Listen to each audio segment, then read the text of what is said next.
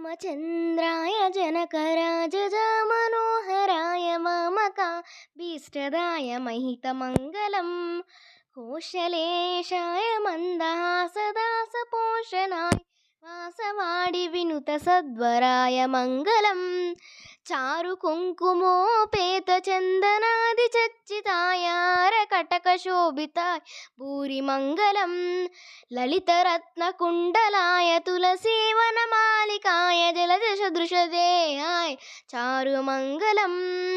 पुण्डरीकाक्षाय पूर्णचन्द्राननाय अण्डजाजवाहनाय अतुलमङ्गलम्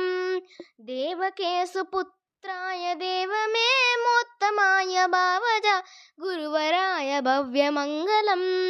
विमलरूपाय विदितवेदान्तवेद्याय सुमुखचित्तपामिकाय शुभ्रमङ्गलम् रामदासाय मृदुलकमलवासाय स्वामी भद्रगिरिवराय सर्वमङ्गलम्